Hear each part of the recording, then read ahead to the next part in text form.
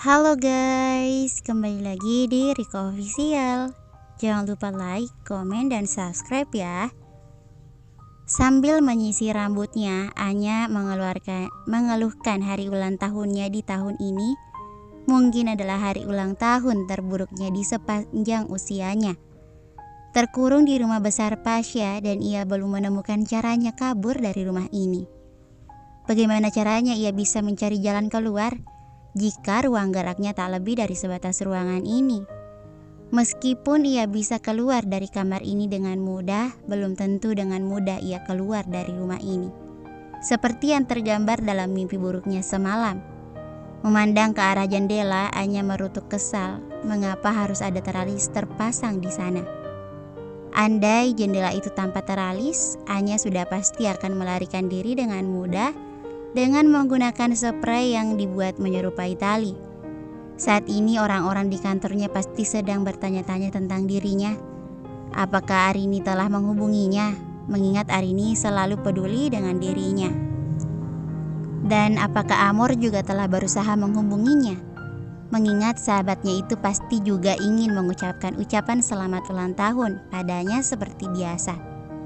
Kini Anya hanya bisa berharap mereka menyadari akan hilangnya ia, terutama Amor. Sekali lagi Anya berusaha mengirimkan sinyal telepati pada Amor. "Moy, tolong gue." Tok tok tok. Pintu kamarnya tiba-tiba diketuk dan pintu terbuka sebelum Anya menyahut. Bi'rum diikuti salah satu anak buah Pasha yang tidak Anya tahu namanya.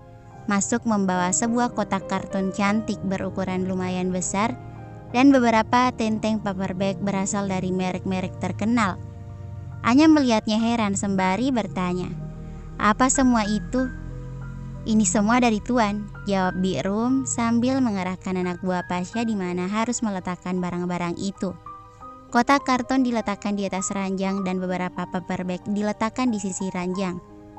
Setelahnya memberi isyarat pada anak buah Pasha untuk keluar dari kamar, meninggalkan mereka berdua. Mendengar semua barang itu dari Pasha, Anya memperlihatkan raut malas. Lelaki itu pasti sedang berusaha merayunya dengan barang-barang mahal dan dengan barang-barang mahal itu, dan ia tidak peduli. Ia tidak akan tersentuh begitu saja. Apakah Nyonya tidak ingin melihatnya? Tuan bilang hari ini ulang tahun Anda. Bi'rum menghampiri Anya sambil membawa kotak karton berukuran besar itu di kedua tangannya, lalu memperlihatkan apa yang ada di dalamnya. Sebuah gaun berwarna merah yang langsung membuat Anya sakit mata dan memalingkan wajahnya. "Tuan juga berpesan Nyonya harus mengenakannya di hari spesial Anda, hari ulang tahun Anda," ujar Bi'rum sesuai dengan pesan tuannya. "Kalau aku tidak mau?" Anya menentang. "Kalau Nyonya tidak mau mengenakannya, maka Bibi akan dipecat." Wajah datar Bi'rum berganti sedih. Lagi-lagi ucapan wanita tua itu membuat Anya luluh. Pekerjaannya di dalam rumah terkutuk ini pasti begitu penting baginya. "Oke, aku akan memakainya, tapi untuk malam ini saja. Bibi bisa tenang sekarang," ujar Anya akhirnya. Lagi pula Pasha tidak akan melihatnya ia mengenakan gaun ini. Lelaki itu jelas masih ada di Singapura hingga besok. "Terima kasih Nyonya." Wajah suram Bi'rum berganti senang. "Saya siapkan air mandi buat Nyonya sekarang," ujarnya kemudian sambil melangkah menuju kamar mandi yang ada di dalam kamar ini. Sembari menunggu Bi'rum menyiapkan air mandinya, memandang sekotak berisi gaun merah tadi membuat Anya terusik untuk melihatnya lebih jelas. Jika dilihat dari mereknya yang terkenal, gaun ini pasti berharga hingga belasan juta rupiah. Lalu perhatiannya beralih pada beberapa paperback di samping ranjangnya. Satu persatu pula Anya periksa, yang ternyata berisi beberapa pasang stiletto mahal berharga hingga puluhan juta dari berbagai merek favoritnya yang nyaris membuat Anya menjerit senang andai ia tidak teringat itu adalah pemberian Pasha. Merasa kesal, Anya lalu menendang semuanya hingga berantakan. "Kadal beracun itu pasti sedang berusaha menyuap gue. Lihat saja nanti." "Nyonya, air mandinya sudah siap." Bi'rum keluar dari kamar mandi lalu membimbing Anya yang kemudian dibuat bingung melihat permukaan bathtubnya dipenuhi dengan banyak kelopak mawar yang mengambang dan aroma harum yang langsung membuat sarafnya menjadi rileks. "Apa ini permintaan tuanmu juga, Bi?" tanya Anya sambil berpikir apa yang sedang Pasha rencanakan untuknya. Bi'rum mengangguk lalu berkata, "Iya, karena hari ini Anda ulang tahun. Bi'rum diminta Tuan memberi pelayanan prima untuk Nyonya, mengingat Nyonya sudah tidak mandi 2 hari. Mendengar Bi'rum menyinggung soal dirinya yang belum mandi selama 2 hari, Anya menjadi gusar dan mengusir Bi'rum segera keluar dari kamarnya. Setelah selesai mandi, masih menggunakan bathrobe, Anya duduk sambil memandang galau pada gaun merah tipis selutut yang menurutnya lebih mirip lingerie seksi. "Laki-laki itu benar-benar gila. Kalau gue nggak pakai, Bi'rum dipecat. Kalau dipakai gue malah nanti jadi meriang," gumamnya dengan nada frustasi.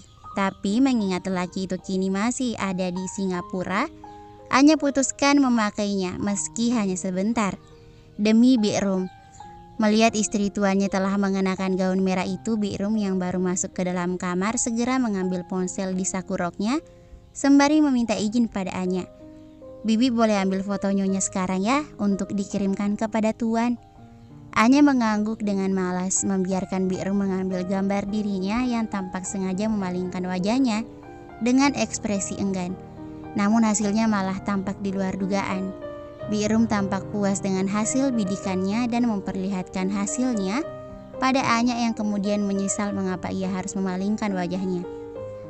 Bajingan itu pasti tidak layak mendapatkan foto dirinya dengan angel terbaik miliknya, di mana wajahnya jadi tampak lebih menawan dengan menonjolkan hidung mancung dan tulang pipinya.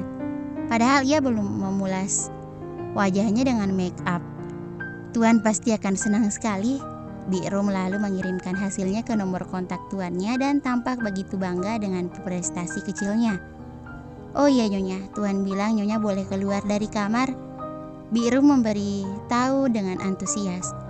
Kedua alis Anya bertaut heran. "Tuan bilang agar Nyonya tidak bosan di kamar." Bi'rum kali ini tersenyum lebar. Wanita itu pasti juga merasakan rasanya menjadi istri tuannya. Dikurung selama 2 hari dalam kamar hingga nyaris depresi karena bosan. "Oke, tapi aku lebih suka di kamar, Bi," sahut Anya tidak sesuai dengan apa yang ada di dalam pikirannya. "Baiklah, Bibi tidak akan memaksa Nyonya keluar kamar, tapi Bibi akan membiarkan pintunya tidak terkunci agar Nyonya bisa keluar kapanpun Nyonya mau. Bibi undur diri ya, Bibi harus menyiapkan makan malam untuk Nyonya." Sepeninggal Bi'rum, Anya melongo keluar dari balik pintu kamarnya yang terbuka. Tidak ada seorang pun di luar kamarnya. Bukankah ini merupakan peluang bagus baginya untuk mencari jalan keluar? Tidak ingin menyia-nyiakan kesempatannya terlalu lama, Anya meraih kardigannya untuk melapisi bahu telanjangnya dan pergi dari kamarnya.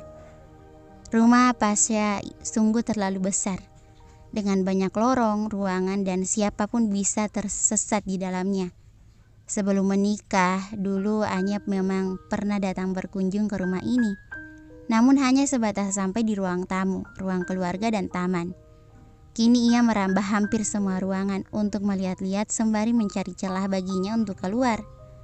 Dan ia sangat heran mengapa di rumah sebesar ini Pasha hanya tinggal bersama 1 orang pelayan, 1 orang tukang kebun, dan 5 buah anak buah, termasuk John si bodyguard yang Anya lihat sedang duduk berjaga di ruang utama, di mana pintu utama berada. Anya lalu bergerak hingga ke arah garasi mobil Pasha yang cukup luas dengan beberapa mobil mewah dan mobil merah kesayangan Anya. Melihat mobilnya, sontak Anya berlari kegirangan untuk memeluk si merah. Mobilnya yang kini tampak berdebu dan menyedihkan seperti nasib majikannya, dikurung di garasi seperti ini. Dari garasi Anya berpindah menuju halaman utama dan sempat merasa sangat terkejut karena beberapa anak buah Pasha tampak sedang berjaga di sana. Bahkan mereka juga melihat keberadaan Anya yang tampak sedang mengendap-endap dengan penampilan cantiknya. Alih-alih menghampiri ataupun menangkap Anya, Mereka malah menunduk untuk menghormati Anya yang tampak syok memandang mereka, membuat Anya terpaksa mundur dari sana dan menuju ke tempat lain sambil bersungut-sungut. Bersambung, thank you for watching.